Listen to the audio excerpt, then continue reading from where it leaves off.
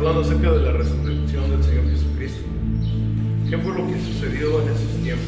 ¿Qué es lo que la Biblia nos enseña a nosotros respecto a ese acontecimiento, el cual muchos han querido distorsionar, más que nada distorsionarlo, han querido manipular la resurrección del Señor Jesús? Pero sin en cambio vamos nosotros a la Escritura y es la que nos guía hacia la verdad, y por medio de ella la estamos conociendo, qué es lo que en realidad pasó, qué es lo que en realidad sucedió en la resurrección del Maestro. Ya hablamos acerca de que la tumba estaba vacía. Ya encontramos, ¿verdad?, que la palabra del Señor nos enseña cómo esas mujeres tomaron una decisión diferente a los hombres que estaban amedrentados, que estaban temerosos, que estaban escondidos, porque el Maestro había sido crucificado. Cómo estas mujeres tomaron una decisión diferente y tomaron la decisión de ir al sepulcro. Se encontraron con que la tumba estaba vacía. Ahora vamos a hablar acerca de otro punto que mucha gente inventó, incluso los mismos fariseos. El punto es que ellos también inventaron esto, acerca de que los discípulos robaron el cuerpo de Jesús. Esta teoría, hermano, enfrenta varias dificultades.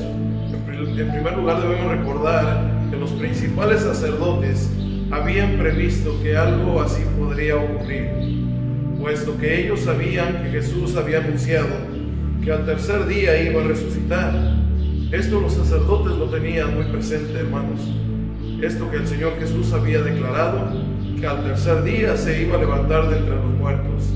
Esto llevó, hermano, a estos hombres el pedir a Pilatos que se asegurara de que el sepulcro, hermano, no fuera destapado, que ese sepulcro, ¿verdad?, fuera sellado, y que el gobernador romano respondió hacia esta petición de los sacerdotes y les facilitó una guardia para que ellos mismos organizaran la guardia de la tumba y que estuvieran al pendiente de que los discípulos del Maestro no robaran su cuerpo. En Mateo capítulo 27, versículos 62 al 66, veamos lo que dice la palabra de Dios.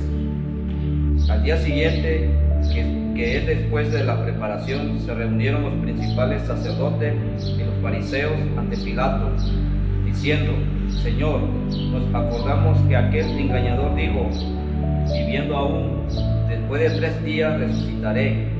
Manda pues que se asegure el sepulcro hasta el tercer día, no sea que vengan los discípulos de noche y lo hurten y digan al pueblo: resucitó de entre los muertos, y será el postrer error peor que el primero. Y Pilato les dijo: ahí tenéis una guardia, y aseguradlo como sabéis. Entonces ellos fueron y aseguraron el sepulcro, sellando la piedra y poniendo la guardia. A partir de ese momento, hermanos, la custodia del cuerpo de Jesús estaba a cargo de Roma y de las principales autoridades judías. Ahora bien, cuando Jesús resucitó y salió triunfante de la tumba, hermano, la guardia romana no pudo hacer nada para impedirlo, sino que fue a aquel lugar testigo de lo que sucedió. La guardia romana fue testigo de lo que aconteció en ese momento, cómo la tumba fue abierta y cómo el Señor Jesús se levantó de esa tumba. Sino que cada uno, hermano, de nosotros tenemos que entender que el Señor Jesús se levantó de entre los muertos para mostrarnos que tenemos vida juntamente con Él. La guardia que estaba en aquel lugar, dice la palabra del Señor, que huyeron a toda prisa. Eso lo podemos encontrar en el libro de Mateo, en el capítulo 28, del 1 al 15. Pasando el día de reposo, al amanecer del primer día de la semana, vinieron María Magdalena y la otra María a ver el sepulcro. Y hubo un gran terremoto, porque un ángel del Señor descendió del cielo y llegando removió la piedra y se sentó sobre ella. Su aspecto era como un relámpago y su vestido blanco como la nieve. Y de miedo de él los guardias temblaron y se quedaron como muertos. Mas el ángel respondiendo dijo a las mujeres: no temáis vosotras, porque yo sé que buscáis a Jesús, al que fue crucificado. No está aquí, pues ha resucitado como dijo. Venid, ved el lugar donde fue puesto el Señor, e id pronto y decid a sus discípulos que ha resucitado de los muertos, y he aquí va delante de vosotros a Galilea, ahí les veréis, he aquí os lo he dicho. Entonces ellas, saliendo del sepulcro con temor y gran gozo, fueron corriendo a dar las nuevas a sus discípulos, y mientras iban a dar las nuevas a los discípulos, he aquí Jesús les salió al encuentro diciendo: Salve. Y ellas, acercándose, abrazaron sus pies y le adoraron. Entonces Jesús les dijo: No temáis, y dad las nuevas a mis hermanos, para que vayan a Galilea y ahí me verán.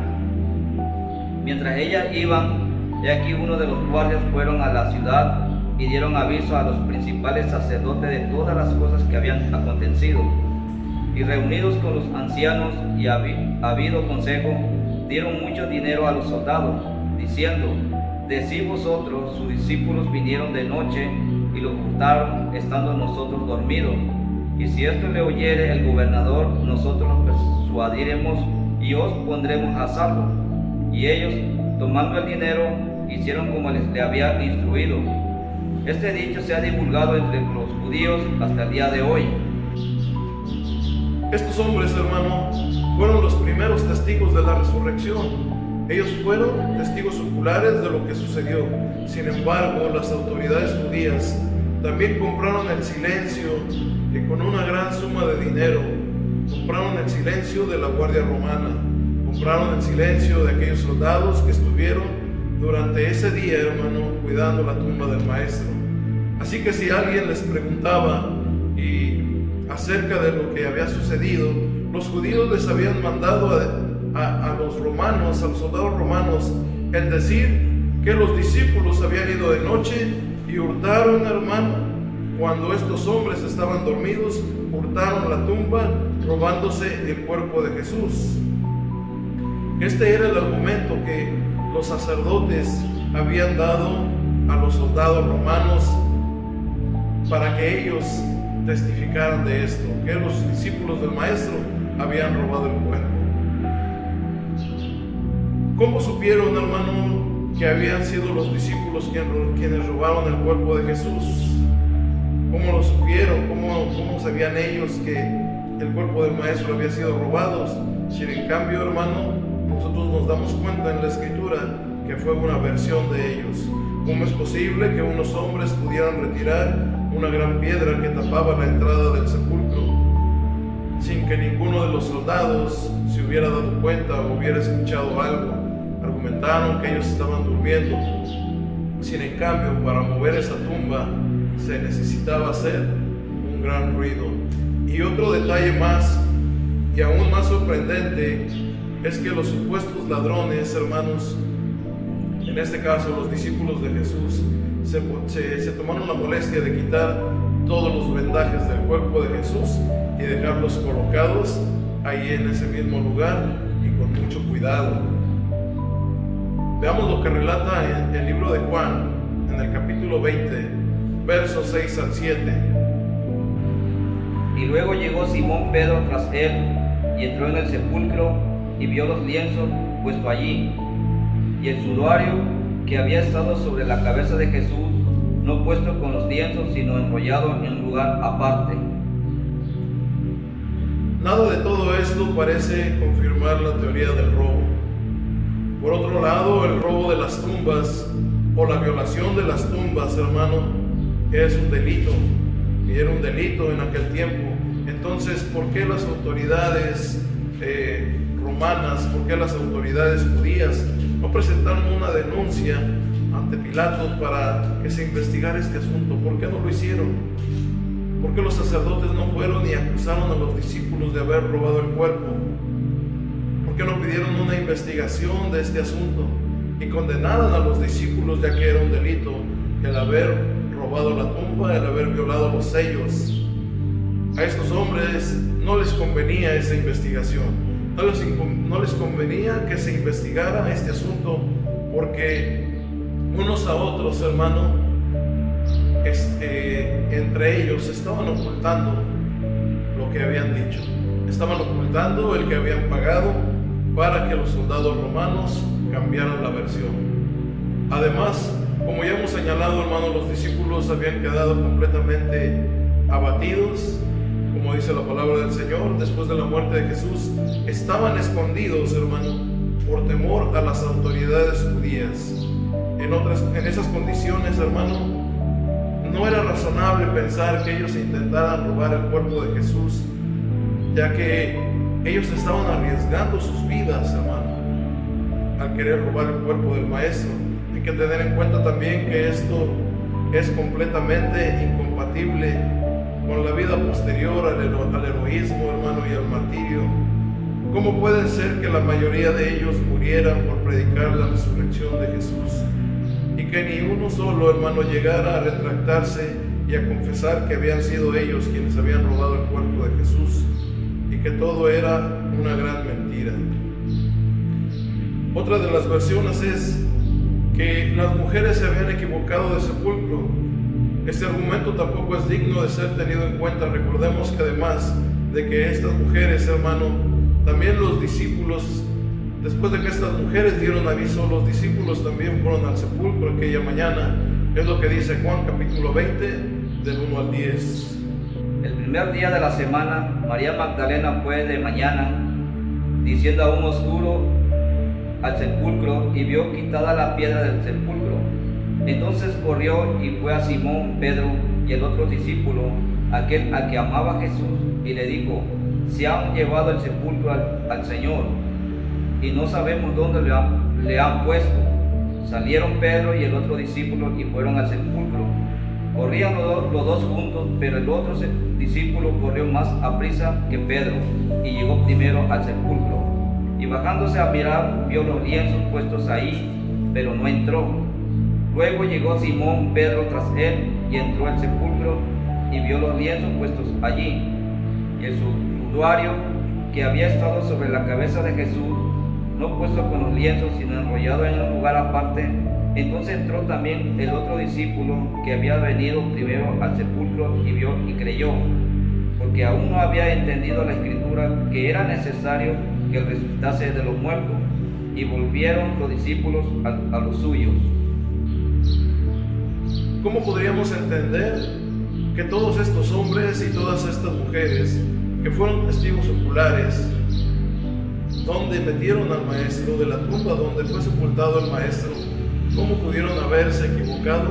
Todos y cada uno de ellos es algo que no podemos, hermano, considerar como válido. No debemos olvidar que estas mujeres conocían bien el lugar donde el Señor Jesús había sido sepultado, ya que ellos habían seguido a José de Arimatea y a Nicodemo, observando con mucho cuidado a dónde lo colocaban. Eso dice Mateo capítulo 47, hermano. Marcos capítulo 15, verso 47. Y María Magdalena y María madre de José miraron donde lo ponían. Pero en cualquier caso, si esto hubiera sido así, cuando los discípulos comenzaron a predicar acerca de la resurrección del Señor Jesús en Jerusalén, los dirigentes judíos podrían haberse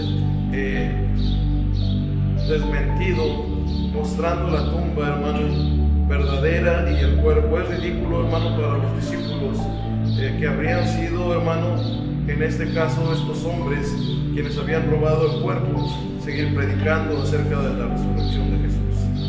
Pero no hicieron, hermano, nada que no les impulsara el Espíritu Santo, sino todo lo contrario. Comenzaron a predicar acerca de la resurrección de Cristo, ya que ellos fueron testigos oculares de ver al Señor Jesús de pie y corporalmente nuevamente entre ellos.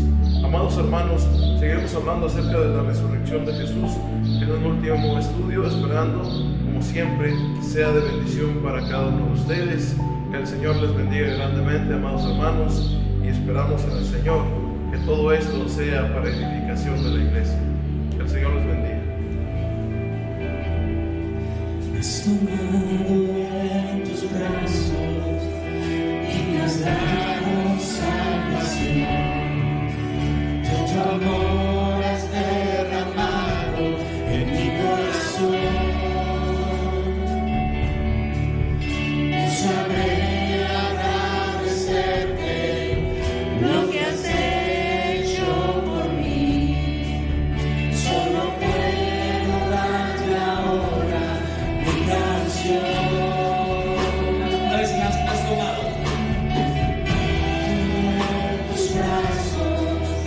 y me has dado salvación. En tu amor has derramado en mi corazón. No sabré agradecerte, no sabré agradecerte lo que has hecho.